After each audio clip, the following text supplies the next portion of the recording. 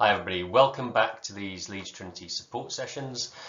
Today we're going to be talking about assessment instruments and in particular designing assessment instruments which will connect very specifically to your level 6 assignment, which is all about designing an assessment instrument. The aims then are to give you an overview of what really good assessment design is going to look like and to help you from that then think about what exactly your SCAP 3 assignment might look like. But mainly what I want to get through is a whole range of things connected with how we do really high quality assessment in schools. Wherever you are with that, of course, this will be really helpful to you as you go into your first jobs, into your NQT year, and you're really starting to think about what exactly you want to do with assessment, particularly when you might not have assessments that are being given to you. I know obviously in lots of contexts at the moment you might have been given assessments to do, but actually at some point you will have to go out and think about what you want assessments to do, to design maybe your own assessments and to use those to draw the kinds of inferences you want from your classes and from the understanding of your classes. Okay, before I go any further, I just wanted to highlight some key reading for you. Some of this I've put in the pack, the digital pack that comes with this session. Some really good pieces here. I think Daisy Christodoulou's Making Good Progress is an excellent start in thinking about assessment. It gives you a nice broad overview about assessment, the purposes of assessment, why we do assessment in schools, and it also thinks about some of the things that have gone wrong in assessment in the past in schools, especially in the 2000s and the early 2000s and onwards. So Christodoulou's work I think is really good. I've put in a short article by Daisy Christodoulou, which I'll ask you to read later in this session. The second piece, Terry Hayden's First Do No Harm, which you can find in the online version of the Susan Capel book, Learning to Teach in the Secondary School, which you can get on the LTU library. That's a really nice piece because it starts from the point of view of what do students need out of assessment as well as teachers. So I really like that, and I like that maxim of first do no harm, the way that assessment interacts with motivation, which Christodoulou I think is less clear on. Correct, if you can get it, is worth looking at, but actually a really good one to have, and lots of this session is based on Dylan Williams' Principled Assessment Design, which you can get hold of in the support materials for this, but also via SSAT online as well. And you won't need to read all of that, but there are a good few sections in which William deals with really complex issues of assessment in a quite accessible way. So certainly if you're reading around when you're doing the level 6, I think that's a really excellent starting point as well. And then of course there'll be a whole range of subject specific pieces that you might want to access as well. Okay, so just want to talk about some of the key things that are connected with assessment, some key things that you need to get your head around in order to work really effectively with assessment and think very carefully about designing your own assessments. First of all, assessments can either be summative or formative. Hopefully you've come across those terms before. Hopefully you can remember what they mean. We will cover that in the next part of this workshop.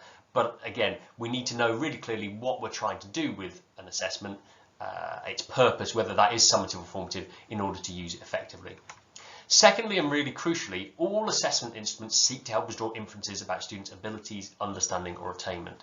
So a couple of things I want to pick up on here. First of all, that term assessment instrument we're going to use all the way through. An assessment instrument essentially is any assessment, something that's been designed for the purpose of assessing. So it could be something huge like a GCSE exam, or it could be something very small like a quick knowledge check. All of those are assessment instruments, or both of those are assessment instruments, and a whole range of other things in between. And they don't have to be written, they could be done in other forms as well. And this is the really crucial term. Assessments and assessment instruments help us make inferences about students' abilities, understanding or attainment. Nothing we ever do in school will genuinely tell us exactly what a student's ability is, or their understanding is, or their attainment is. All we can ever do is make an inference about that by asking the right sorts of questions, and we use that data that we then collate, and I use data in a quite broad sense there. We use that data that we then collect and collate to help us draw an inference about what students can do, what they understand, or how well they have done. And that's really the fundamental point of assessment, is you're not directly measuring any of those three things. You're using your assessment to try and infer about those three things.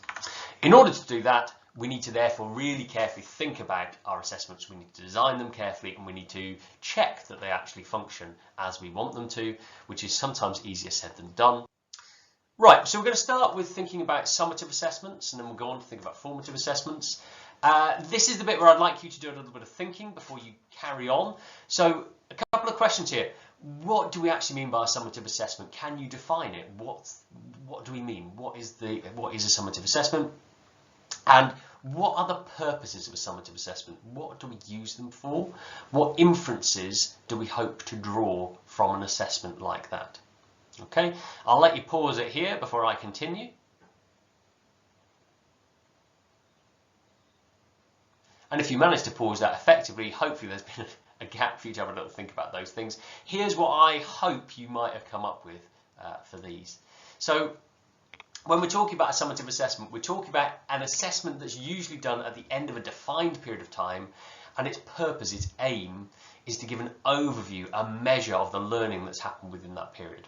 So a summative assessment might well be an end of unit assessment, it might be an end of year assessment, it might be the end of key stage assessment. So for example, a GCSE exam is a summative assessment of 2 years worth of study between, usually 2 or 3 years worth of study between year 10 and 11 or 9 and 11, depending on your school. And it aims to measure the learning and sample the learning that's happened within that time period. Equally, an end of unit assessment that a whole department does is similar in its summative nature. It tries to summarise students' performance in a key unit of work. That might be, I don't know, cell structures in science, for example, or it might be to do with the French Revolution in history. And it would aim to summarise the learning that had happened in that particular unit. So that's the first thing. The second thing that we're talking about with summative assessment is that those assessments need to have a kind of shared meaning. So they need to be transferable in their meaning. It's no good if they just mean something to the student. So the whole point of a summative assessment, when we're summarising that learning, is that we're trying to give a measure that we can then use and talk about and compare to other people as well. So a GCSE clearly has a shared meaning. We have grades in GCSEs, and the idea is that GCSEs have a shared meaning not only across a year group, so that you know that if you get a grade 4, that you have a similar level of competence in a subject to somebody else who's got a grade 4, but equally it's for employers looking in, so that a grade 4 has a meaning that says you've got the basics of a subject down. So with, let's say, English, if you've got your grade 4, it means you have the basic competencies maybe an employer's looking for. Equally with GCSEs, they're comparable across years as well, or they're supposed to be comparable across years, which is why we always talk now about that equivalence between a grade 4 being equivalent to a C, for example, so we can compare across years. In the same way, you'd hope that a summative assessment done at the end of a unit, let's go back to my French Revolution example, if in one class somebody gets 60%, you would hope that tells you that they are broadly similar in their understanding to somebody else who got 60% in another class. It needs to have a shared meaning, and we also need to know that that 60% is either a good mark, a middling mark, a kind of worrying mark, so that kind of meaning as well. When we get on to purposes, well, we've touched on some of these already. Summative assessments do all kinds of things. They allow us to give a grade. They allow us to say this is what you've learned and this is what that means in terms of attainment. And I think actually I want to touch on this idea, and it comes back to something from Terry Hayden's work. Really good assessments should be about celebrating achievement. We often talk, I think, in education about testing as being a problematic element. Oh, if we didn't have to test, we would do X, Y, and Z. Or, oh, if only we didn't have to have GCSEs, our lessons would be much better because we wouldn't have to. But actually, a big part of testing is celebrating what we have achieved. It's about saying, look, we've come this far. We, as human beings, I think we're kind of inbuilt to test ourselves, to test our limits. And actually, grading, for all the negative aspects, also is a celebratory thing. For lots of children, getting this grade or a particular grade or any grade at GCSE can be a real achievement, or A-level, or even in their Key Stage 3 examinations. Children come home and they can be proud of something they've done. And of course the knock-on is that there are children who won't be happy and for all sorts of reasons. And the question then is, how do we enable them to be happy with their results? As in improve them or get to a point where they are happy. Secondly, we've touched on this already, is to assess what's been understood. What have they grasped? What haven't they grasped? It might be to compare progress against an earlier point. That's slightly trickier because it usually implies that progress is against a set of criteria, and we'll touch on that later. But actually, we can say that if you've learned a curriculum between point A and point B, that some progress has happened, and we're trying to say how much has been learned in that period. Now, of course, grade 4 or grade 6 or grade 8 doesn't tell you anything actually about what's been learned, but it does imply, it gives a sense that either enough has been learned, or lots has been learned, or a significant amount has been learned of the taught curriculum in that period for grade 4, 6, 8, for example. So, with summative assessments, we've talked about this, we've touched on this, shared meanings are really important. Therefore, if we are going to have a shared meaning, we have to have set conditions so that comparisons can be made. And that's really hard to do in single classes. It's really hard to do a summative assessment in a single class because you've got no comparison to other people, you've got no way of checking and validating the results you've got are in line with what you would expect. Okay, so that's the first thing. We also need to have conditions that are set. So if you are doing a summative assessment and it's a 45-minute timed essay, for example, and you give your students 45 minutes timed with no books, and somebody else in your department gives them 45 minutes timed but with their books, and somebody else gives them 45 minutes timed with no books but then lets them take it home, then actually it ruins everything that you need for a summative assessment, which says the results here are comparable to the results there. So shared meanings are really important. Therefore, if you're doing something summative, you have to have those conditions that are set. And there's a whole range of things that you might set, from timing, access to materials.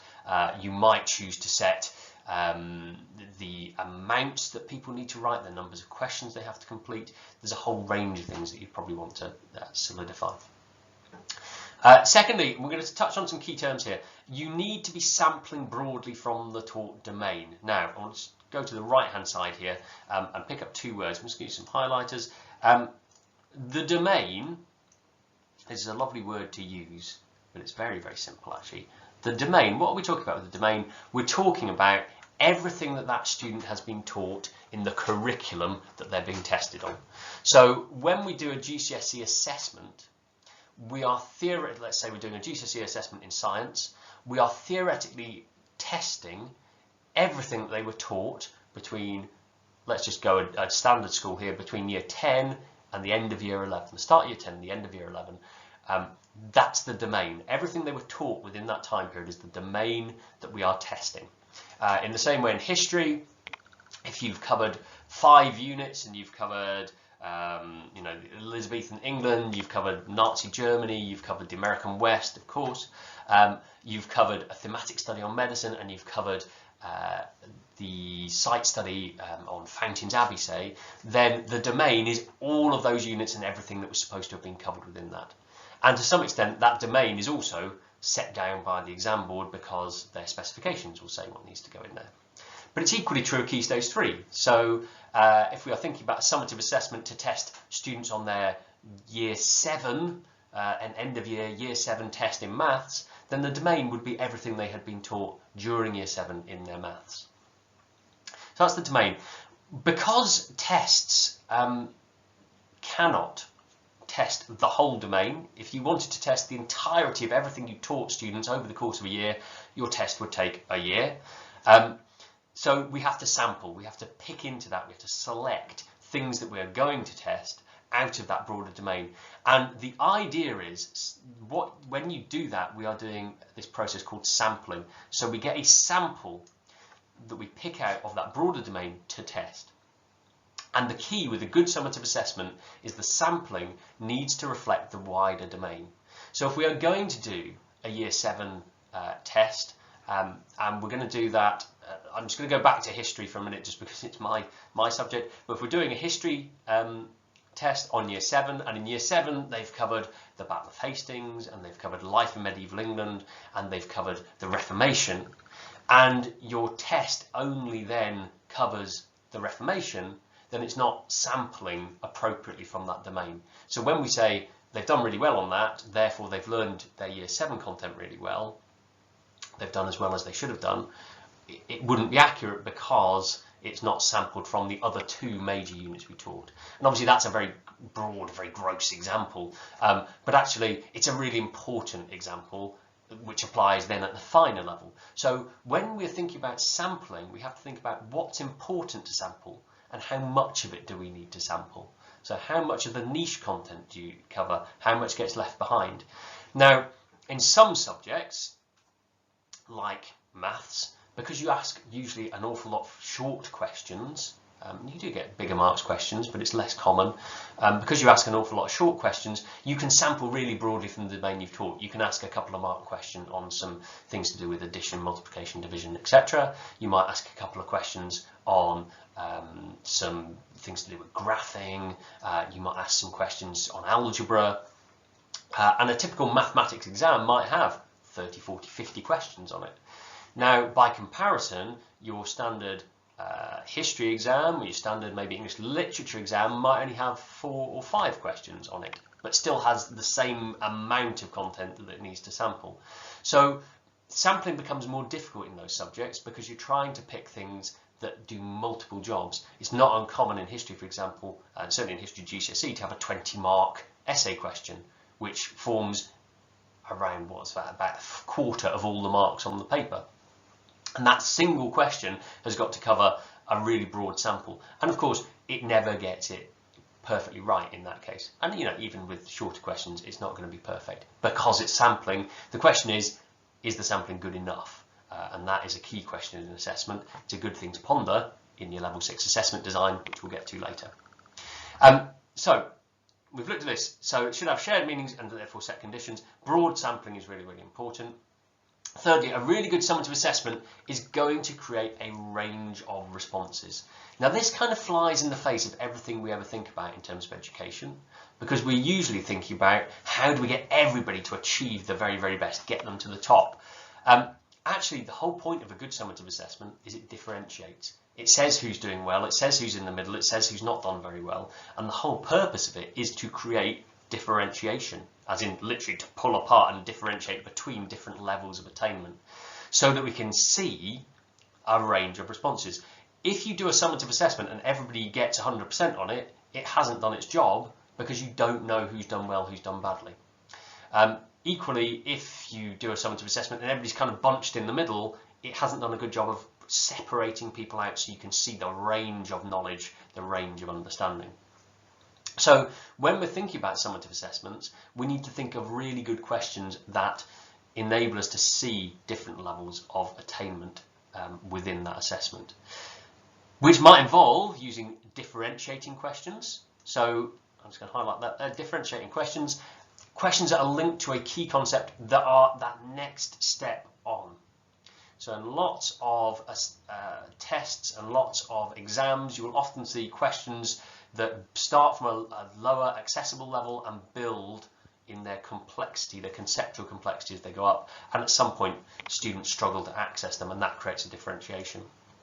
So that's one way of doing it. You might also do it by selecting lots of items that are in the middle. So things that some people get right and some people will get wrong. But if you have lots of them, what you'll start to see is that some people more often get them right and some people more often get them wrong, and that can create a differentiation. So you can have a test that's pitched at the middle with lots and lots of questions in it, or in the case of things like English, history, to some extent geography maybe, you might have longer questions, really long questions that allow a really wide range of responses. So an essay question, for example, or a creative writing task, or let's say in PE a performance, or in drama a performance, they create a really wide potential range of responses and they can differentiate through that. So differentiating, creating the opportunity to see different levels of attainment within a summative assessment is pretty crucial.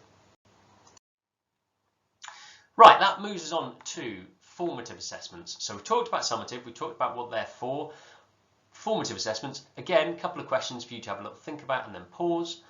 What do we actually mean by a formative assessment?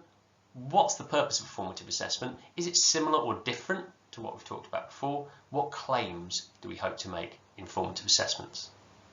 Okay.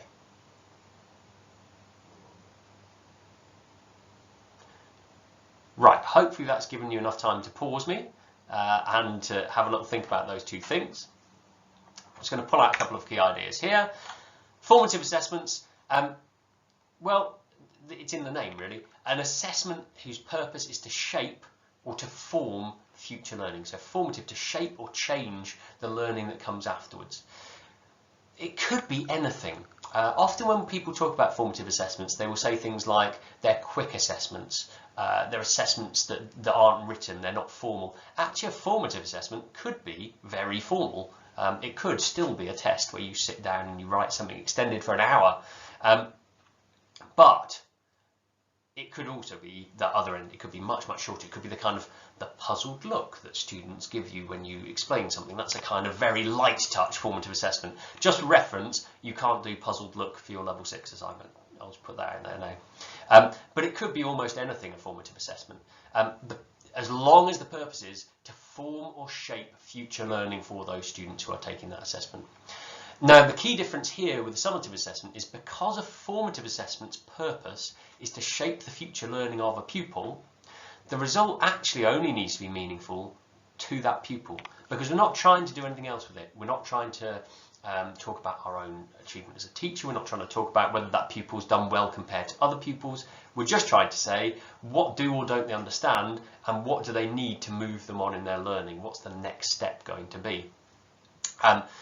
And this is where you might think about AFL, for example, assessment for learning comes into this a lot, because assessment for learning is all about doing that exact thing, checking what students know, checking what they understand, checking where their weaknesses lie, and then helping them to move on from those. So what are the purposes?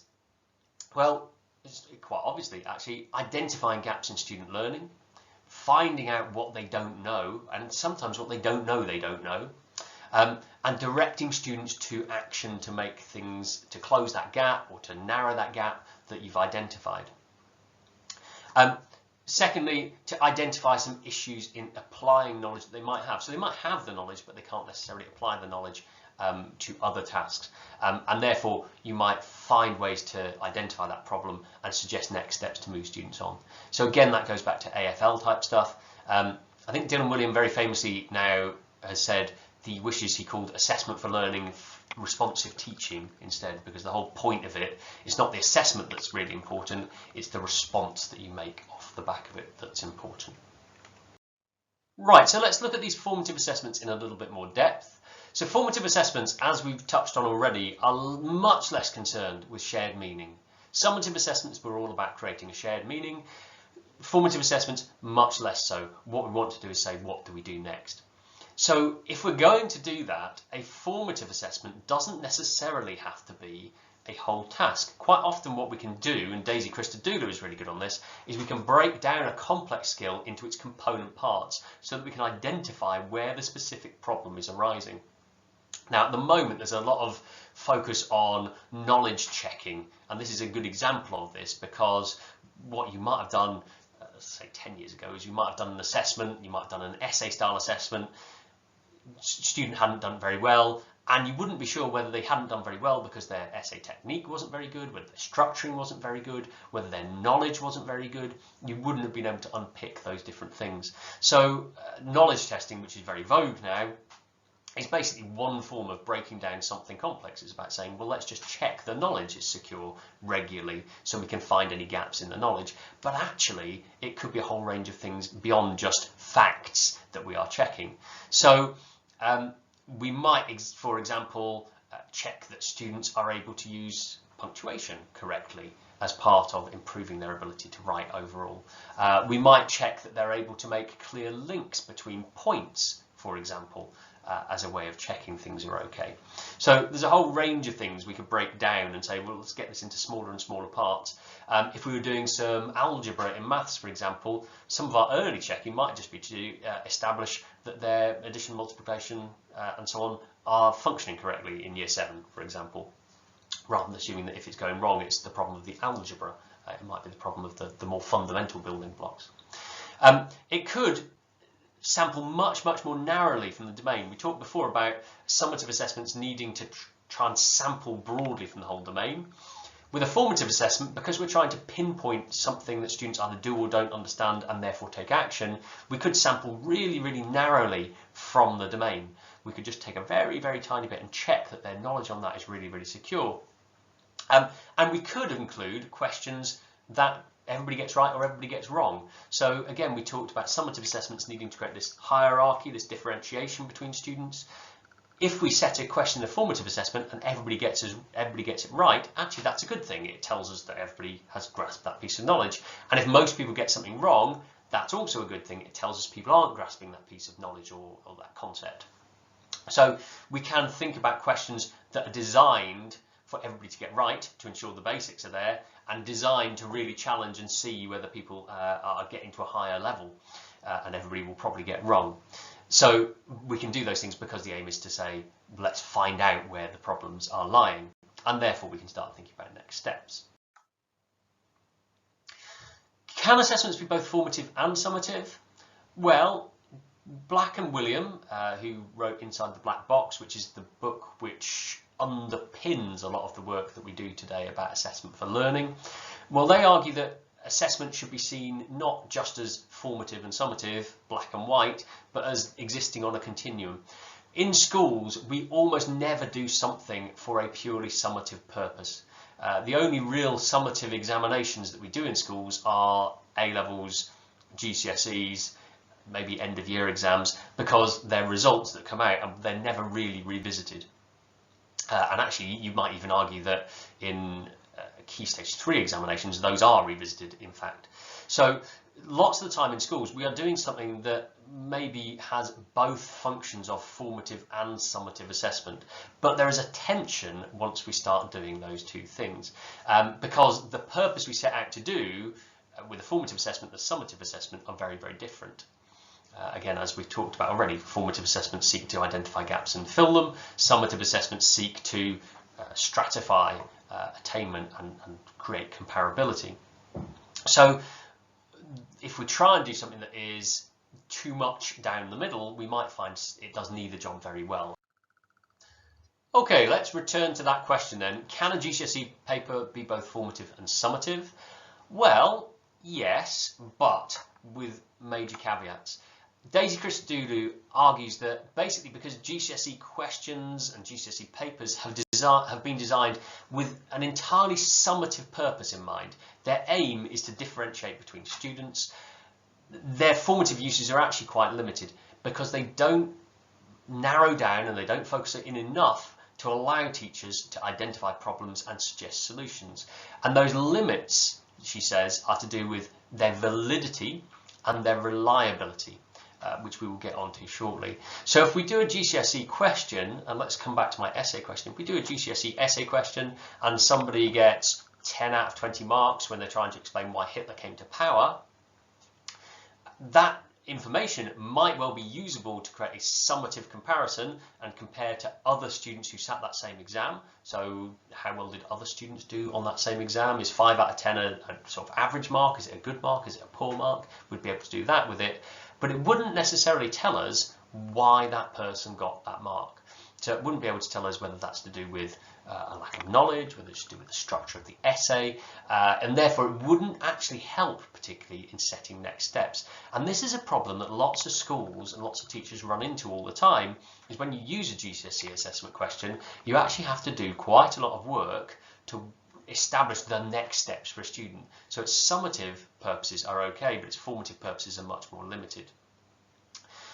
If we take that on the other side, if we create our own GCSE questions, actually their summative purpose goes out of the window, because the benefit of using a past paper question is we know how other students performed on it in timed conditions in an examination at a particular point in the year. So I can say from the GCSE question on the rise of Hitler, for example, that the average mark that students got on that was, say, 6 out of 10.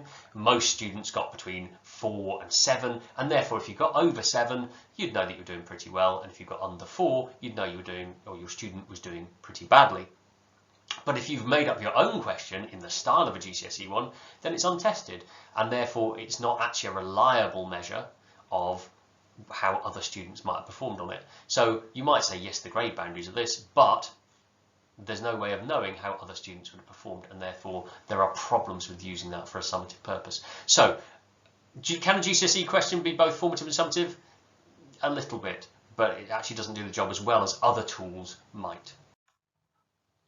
So we touched on these two terms, validity and reliability. What's that got to do with anything?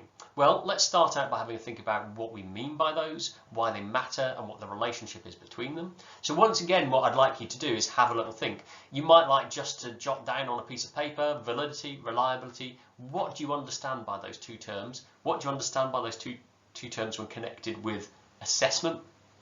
And particularly those first two questions, why does it actually matter? And then you might think about the relationship between the two as well. So I'm going to give you a little opportunity here to press pause on me again and just write down some thoughts on that. Okay.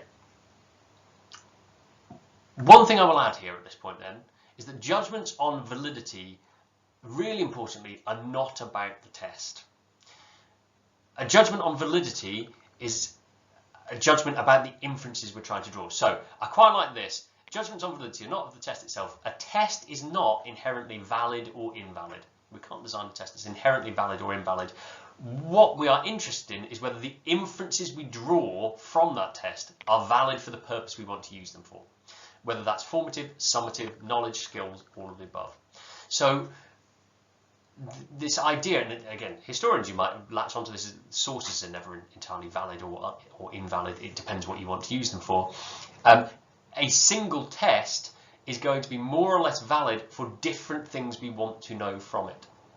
So if we say a GCSE assessment that we've just sat, is that a valid measure of how a student has done compared to other people in the country?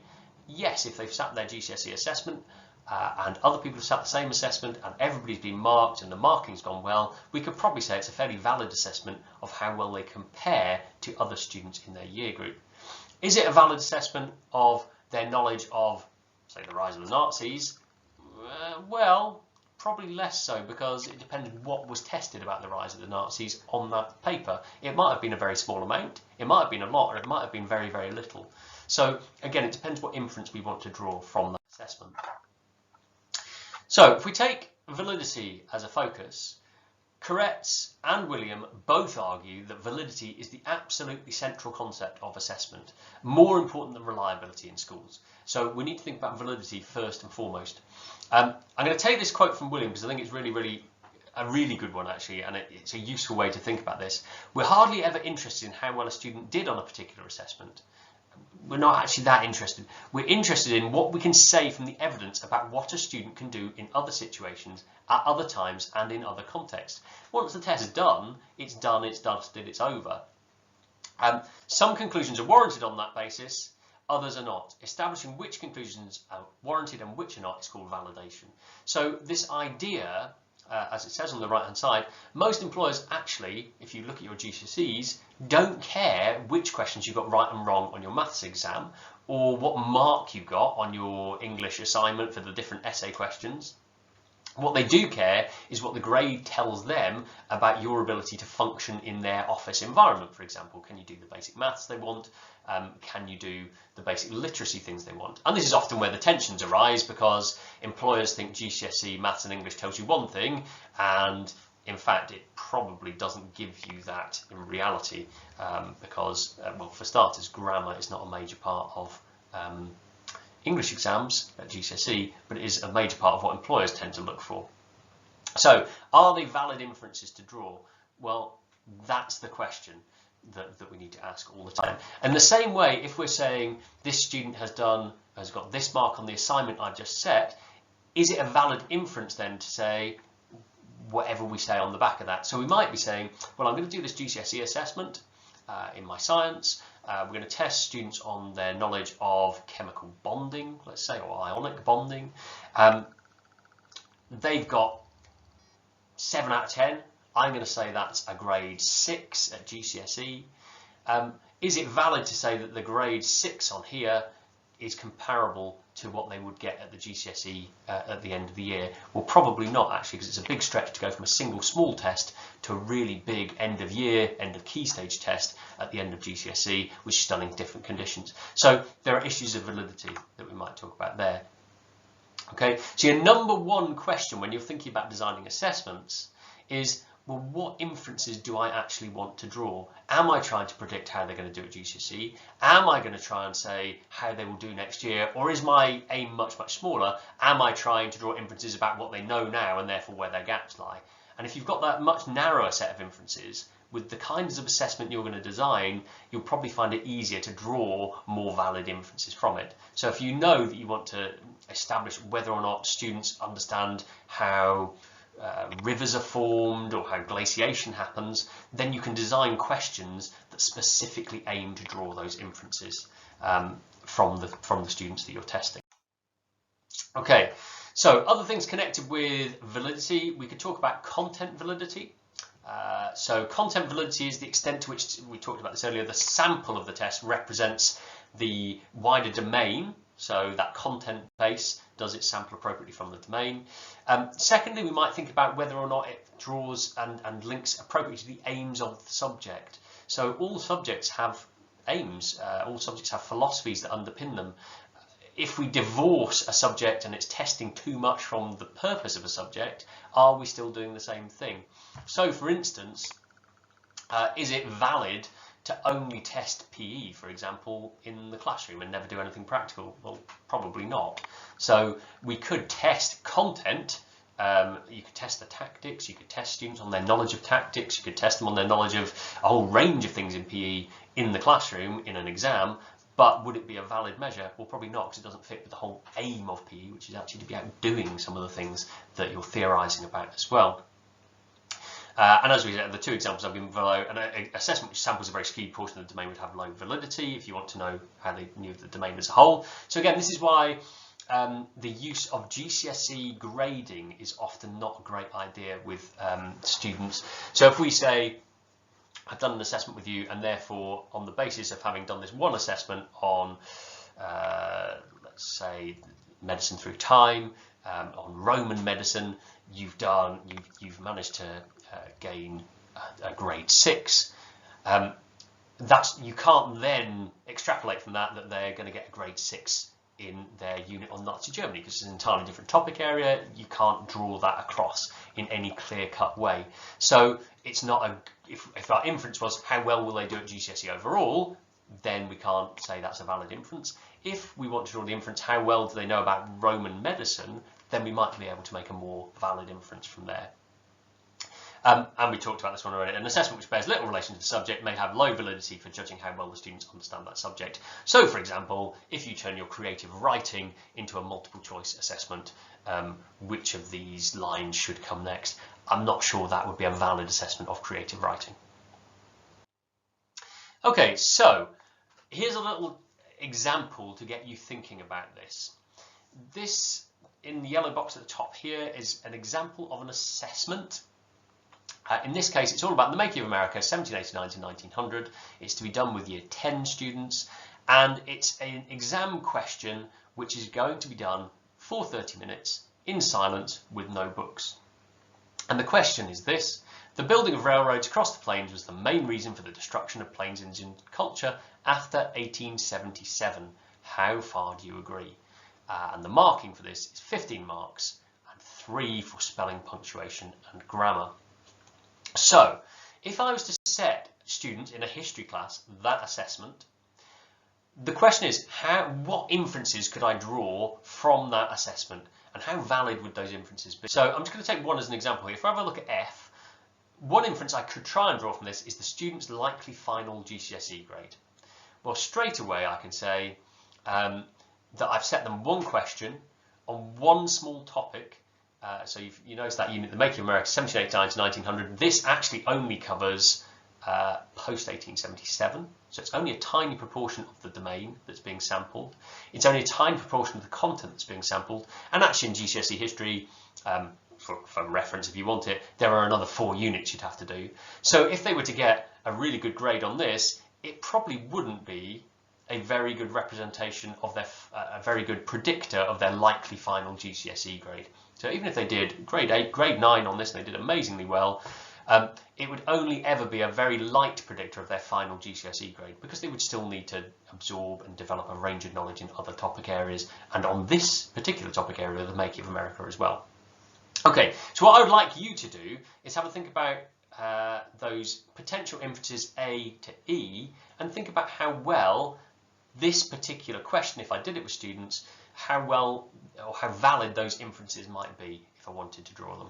Okay, I'd suggest you spend 5-6 minutes just having a think about that. If you can discuss it, do. If you can't, just have a think about it on your own, and we will review that when you've done. Right, hopefully that's given you some time to have a think about these. I'm just going to go through a couple of them quite briefly just to give you some sense of questions of validity with these inferences.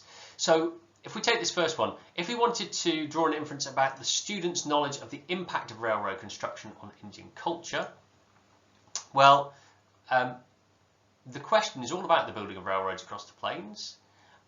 It's all about how that impacted on Indian culture after 1877. So actually this inference for me is probably a reasonably valid one to draw. I could probably say if they do well on this, then their knowledge of the impact of railroad construction on Indian culture is probably fairly good or fairly poor if they don't do so well. I could probably draw that inference from this question because that's really the focus of this question. Of course, the question focuses after 1877, so it might not tell me about the impact, let's say, pre 1877. So it's less valid for that, but that looks awful. It's less valid for that, but it does give me some sense of their knowledge of the impact of railroad construction. Secondly, the student's ability to construct a clear written argument. Well, with this one, because it's implied that it's going to be written as an essay, it might give me a sense of their ability to construct a reasoned argument. It's an essay type structure. It asks how far do you agree. However, if we think that a clear written argument according to the exam board is probably going to be I agree, I disagree, here's a conclusion, this question actually doesn't imply that. Even though it's an exam board question, if we look at the top here, it says how far do you agree. If I was a student who hadn't spent a long time thinking about exam board rubrics, I might just say, well, I do agree that this was the case. Not put a disagree inside because it doesn't ask me to talk about both sides in the question, and therefore not need to come to a conclusion because I spent the entire time showing how I agreed with the statement. So actually, in order to do well on this, I would also need to have some background knowledge of the way that you are expected to answer this type of exam question. Now that's really interesting because nothing in the specification tells me I should be doing that, but as a teacher I know I need to do that. So this assessment will only be valid for telling me the student's ability to construct a clear written argument here if I've also covered how to write this kind of exam answer if I'm going to use the mark scheme that goes with it. So that's something to bear in mind. It also raises another really interesting point, which is how much of our time do we spend teaching students how to answer different types of exam question in GCSE lessons? And we might argue that's necessary, but actually how much time do we spend doing that with students in Key Stage 3? This is how you answer a 12-mark question in English. This is how you answer a 6-mark question in geography. And that's quite an interesting thing because the content that you're then teaching those students is not actually the content of what they need to learn. It's not the domain, it's just the exam content, the exam rubric that they need to understand. And of course, by the time your Year 7s become Year 11s, that exam rubric might have changed. So if you do a question a week looking at how I answer a 16-mark question, for example, at GCSE with your Year 7s, and then when they're in Year 8 and Year 9 and Year 10, you might have wasted an hour a week every week by the time you get to Year 11, which is it's a side point, but anyway, I thought I'd drop it in here. Anyway, C down here, gaps in students' knowledge of the range of factors influencing Indian culture post-1877. So the key here is, would I be able to say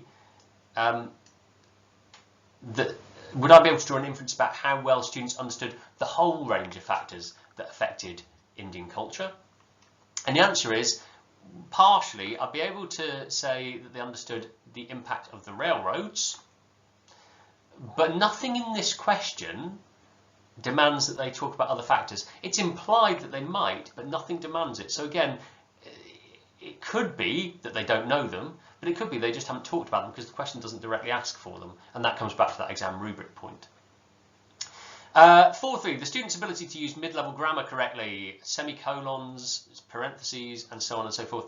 How well is it going to do that? Well, it's an extended essay question, so again, there's some validity here. We would expect in an extended essay question that students would probably, so we talk about this mid-level grammar, students would probably develop a reasonable range of grammatical tools in order to put this idea across.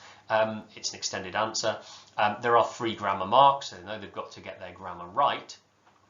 But will it tell me that they can use colons, semicolons and parentheses? Well, that really depends, doesn't it? Because they might not need to put those in this assignment. Is it a good way for finding that out? Probably not. What's a better way for finding that out? Well, we might do a formative assessment where we give them a piece of text and we say, there are some colons, semicolons and parentheses missing in here. Where should they go? That would be a better assessment of their understanding of that. Now, of course, this is about applied grammar, but actually that's not what we're trying to establish as the inference there. We're trying to establish whether they can use these particular elements of grammar correctly. And again, they might not do that in this particular answer. And then finally, the student's understanding of the core narrative of the making of America, 1789 to 1900. This, I think, is probably the weakest of the lot because this question is a very, very narrow sample of the domain. It's just about Plains Indians culture. It's post-1877. It's going to include railroads and other things post-1877, but the whole period, 1789 to 1877, is largely missing. So again, it's not going to be very valid. So I'm going to put a big X next to this one. It's not going to be very valid for this. It's not going to be very valid for this. It's kind of partially valid for this one, and it's partially valid for this one. It's probably only really got validity for this one here, and we've talked about this one already down here. So as you can see, depending on the inference I want to draw, this question becomes more or less valid, and therefore your choice of inference when you design assessments is the most important factor. So having talked about validity, reliability is important, but it's slightly less of a priority, particularly in the classroom, largely because the kinds of tests you're likely to be doing, it's going to be really hard to establish really reliable results from anyway. So if we think about reliability, I think the best way to think about it is as repeatability. How repeatable would those results be? So if you think about weighing scales, the really key thing for a set of weighing scales is that they are reliable, that if you repeatedly weighed the same thing, it would give you the same result. This is really, really important if you're doing a national exam. So reliability is massively important. If you're saying that this amount of marks on an exam is worth a grade 4, grade 5, grade 6, you want those to be as reliable as possible. And you also want a grade 4, 5, 6 to be roughly comparable to a grade 4, 5, 6 in previous years and future years. So questions about reliability often go around these kinds of themes.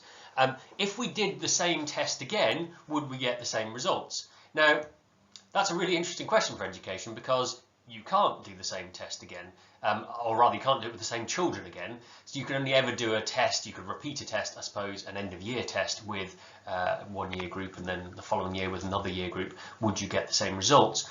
That's a way of checking it's fairly reliable if the results come out broadly similar.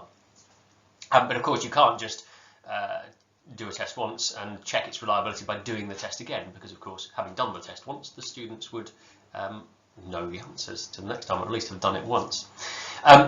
So there are other ways with school tests, particularly we try and establish reliability. If we ask the same question at another point, would we get the similar results? So if we think in maths, if we asked a question about percentages early on in the paper and asked another question about percentages, a different question about percentages later in the paper, would the student get both right? If they do, that's a good sign that they do actually understand percentages, for example. It's a way of testing the reliability of that first answer. For other subjects, if a different marker marked the answer, would the result be the same? Because there are all kinds of questions with essays, particularly around this. How reliable are your mark schemes? Do they allow different markers to make the same kinds of judgments? And actually that's quite a tricky thing to do with long questions, but it's even tricky with shorter questions. So for example, there's a very famous case a few years ago where the government had to release guidance on the SAT papers for year 6 because students in one part were asked to put a comma in a missing comma into a sentence, and there had to be a whole load of guidelines on what counted as a comma, where did it have to sit on the line, how big could it be, a whole range of things that went into that. And then the final way of checking reliability is to have a think about, do the results fall in line with students of broadly similar ability or prior results? So if you do a summative test, for example, you could check it's reliable by saying, well, theoretically, the higher attending students in my class should broadly come out at the top of this, and my lower attending students should come out at the bottom, and that would probably be a reasonable indicator it's working. Or we might be able to say that if a student historically had been getting 50–60% on tests, then they should largely continue with that. Now, all of that, of course, assumes nothing else changes. So again, you can see how reliability becomes very, very tricky with school testing. And of course, there are great tensions between reliability and validity. So we can make tests more reliable, but often as we make something more reliable, it can, not always, but it can become less valid. So for example, we could increase the reliability of an English test by removing a free-form creative writing task. So we could get rid of that option for that mark scheme to be interpreted in different ways by different markers, and replace the creative writing element by a multiple choice set of questions. That would reduce the chance for errors in marking and increase the reliability of the assessment, but it would massively reduce the validity of that as an assessment of students' ability to construct a piece of creative writing. So the tension there is evident. Equally, we can make tests super valid, but often that will hit their reliability. So coursework is a really good example of this. Coursework is often a really valid form of assessing a subject. So in history, for example, one of our coursework tasks used to be to get students to go out and visit a site, to write up a piece of work about a historical site. And that is a really valid way of conducting historical research. Equally, we've had coursework where students have had to go away and read some historical works, use that to construct their own arguments about something. Again, a very valid way of thinking about how historians work. But, of course, there are massive reliability issues with that. How much help do they get outside? How much access do they have to some of these areas, some of these sites? Do they cheat? Do teachers cheat? There's a whole range of things. Okay, so we've covered a whole range of things there to do with assessment, ideas around assessment, the concepts of assessment. What I want to look at for this final part is some things to do with assessment design. And in assessment design, you've got to engage with a whole range of choices. So when we're actually making these assessment instruments, we need to think very carefully about these things. And this all ties in with the things that we've covered previously. So the first question is about purpose. You need to choose what your assessment is for. Three big issues that go into this. What's the purpose of this? Is it formative? Is it summative? Where is it going to sit on that spectrum? Is it going to do a little bit of both? My suggestion is most of what we do as teachers is formative, and therefore your assessment's probably going to have a largely formative function. And often they work best as formative assessments because summative is much, much harder to achieve. Secondly, what inferences do you actually want to draw? This is absolutely crucial. What do you want that assessment to tell you? About what? Do you want it to tell you about their knowledge, their skills, their combination of knowledge and skills, their ability to structure something, their knowledge of exam rubric? Do you want to tell you about their ability to do something in a set time or without notes? What kinds of inferences do you want to draw is a really crucial question. So those first two are absolutely vital, I think, when you get into assessment instrument design, knowing what kind of assessment this is going to be and what you want to draw from it will set everything else up. And if you get those right and you really think about those, the rest of it flows from that. And then, of course, the third bit of this is what do you want to be able to do with the results of that assessment? Has it got a formative purpose? In which case, what are you going to do with that? What formative purpose does it have? Second choice, task model. I'm going to talk about this quite briefly. Thinking about the way that you present your assessment is quite crucial. There are two basic models of assessment. One is called the difficulty model, one is called the quality model. In a difficulty model, you can have a little think about that question at the bottom if you want to later, but let's talk about this now. Difficulty model is more like a high jump. So in a difficulty model, what you have is an assessment that's set up so things get harder and harder and harder and harder and harder as the test progresses. So at some point, pupils will just fail. It's just a bit like a high jump. So you do the high jump, you move the bar up and up and up and up and up, and eventually you hit the bar and you can't get over it anymore.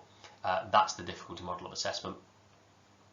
And some subjects, say for example science, often have a difficulty model of assessment built into each question. So you might start with a little section on cells, and that has a little difficulty model in it, and then you move on to a section on chemistry, and that has a little set of difficulty in it, and a section on physics, and that has a difficulty progression within it.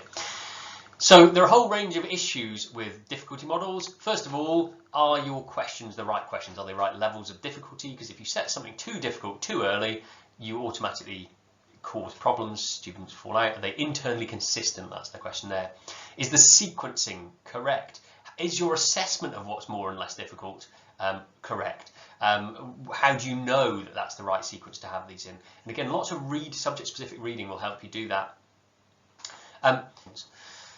Okay, your second model is a quality model. These are more like, so history essays, English essays, geography essays. These are more like, it says here think figure skating, but I'm thinking more like, Dancing with the Stars or something like that, where the assessment is not based on it getting harder and harder and harder. Everybody does the same fundamental task, but they do it with different levels of panache or ability or attainment. So the key question there is, are the questions fair? Do they allow that wide range of response? Because there often have to be big questions to allow this quality model to work effectively. And again, are they internally consistent? Do they build on each other? If you have a really, really hard question, it can often make it difficult to see that range of ability. If you have too easy a question, again, that ability gets skewed up to the top and it's hard to see. And really crucially with the quality model, how do you verify the marking? How do you get consistent marking? So your mark scheme and developing a shared understanding across markers of what constitutes a good answer is really, really crucial in a quality model, because if somebody's grade 7 is different from somebody else's grade 7, you have got an inconsistent way of actually marking these things. So how can you be certain that the marks that are being given out are consistent amongst markers? That's really important in quality model. Okay, you've also got some issues to do with presentation. So there's a whole range of ways you could actually present tests to students. Constructed response versus selected response. So these are nice terms to throw around as well. Constructed response basically means the students themselves construct their response to the answer. So they create that from scratch. Selected response is where you give them options to choose from and they choose the best one. Both have pros and cons, but obviously are important considerations to take into account. Constructive responses often work well with quality models. Selective responses tend to work with difficulty models, but you can use both in either. But obviously with difficulties in some. Phrasing and clarity of questions is really crucial. Is it really evident what you want students to do? In the earlier example I showed you from America, that American unit, that do you agree question actually creates a problem of phrasing because it doesn't suggest you have to look at both sides, whereas the mark scheme says you do. So is it really clear in your question setting what students need to do? And actually, is it really clear and accessible for all students of all abilities? If you're setting something for all students, is it accessible to all students? Is it important for it to be accessible to all students? So clarity of questions is really, really crucial. And actually small changes in question setting can make enormous changes to clarity.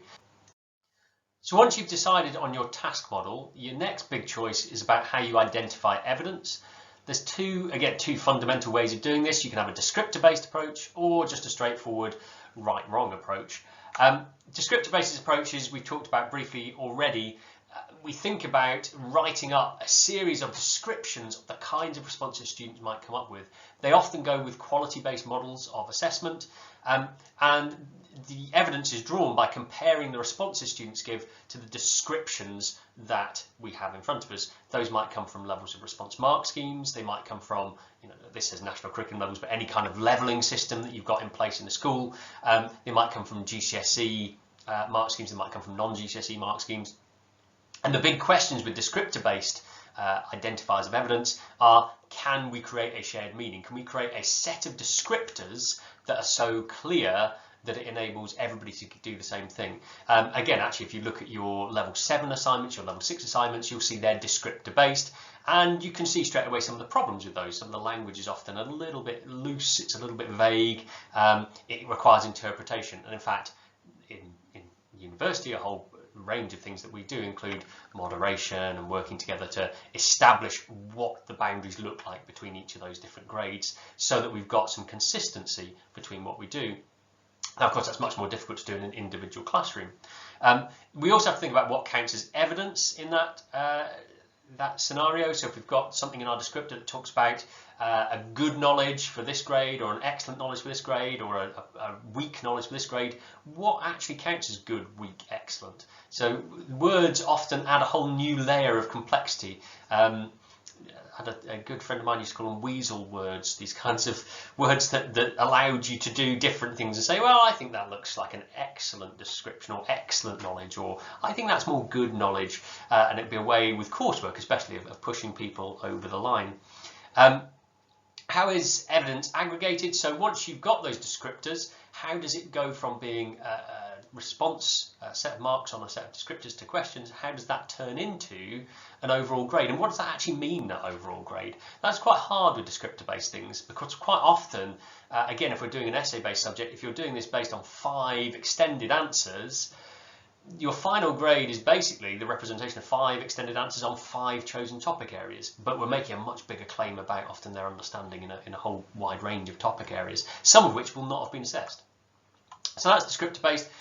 The other alternative is right and wrong type identification methods. So answers have defined responses which are either right or wrong, although as we saw with the commas example in the SATs, even that doesn't always work brilliantly, and therefore we just check, are these answers correct, are they incorrect? Although even then we have to anticipate what kinds of responses might be given and whether we're going to give marks to partially right responses or things that don't quite get to exactly what we want. So if students use the word speed, for example, instead of velocity, are we giving them the mark? Well, that depends how important it is that they use the correct term. The correct responses then are aggregated to create a meaning from them, and the question then is, how do we aggregate them? What do those aggregations mean? So if they get 6 marks here and 4 marks there and 8 marks there, well, actually is that telling us overall? Are we going to differentiate what it's telling us, or are we just going to, as with the GCSE, give a blanket grade and say that's a grade 4, grade 5, grade 6? So different types of ways of identifying evidence. Lots of assessments will combine both of these depending on the question. So it's actually very question specific what's going to be most appropriate. Again, clearly with an essay, you're not going to have a right or wrong. This is the essay answer I'm looking for. Although actually, often exam boards will create, when they meet, they'll create a list of, we'd expect students to cover points A, B, C, D and E. And if you don't cover points A, B and C at least, you don't get the marks. So there is actually a mixture of these two things often happening in mark schemes and in identifying. Briefly on aggregation. Aggregation is how we bring together the marks. So I'm giving an example test here on the left hand side, just over here. You can see the students took 7 questions, 1 to 7 down here, and there are pupils A, B, C and D across the top. And you can see how pupils did. So on question 1, A got 2, on question 2 they got 2, on question 3 they got 2, etc. all the way down, and their total mark down at the bottom here was 12. Pupils B, C and D each got 7 on the paper. So aggregation says, well, how do we calculate the marks that they got and how do we turn that into a grade? So the total for A is 12 and therefore we translated that into a grade 8 and these 7s have been translated into a grade 5. Now those grades are irrelevant. That could be, you know, grade merit, grade distinction, grade whatever you happen to have, or it could just be the raw number, 12 out of however many was available, 14. So it could just be that.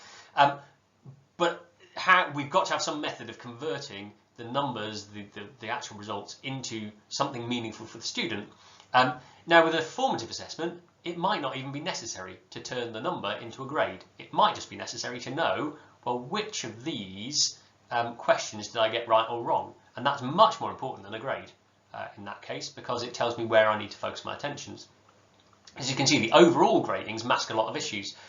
Pupils B, C and D all got the same mark overall, but they got them in very different ways.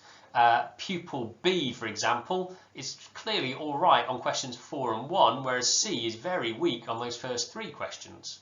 And D is very strong on those first 3 questions. So actually, the 3 pupils got the same mark, but they're very different in terms of their need. Now, if all we're doing is creating a summative overview of how well they did, that's okay. But if we want to do something formative and help them to work on things, B, C and D need to work on different things. C in particular needs to work on this section of the paper and the questions are asked there, and D doesn't.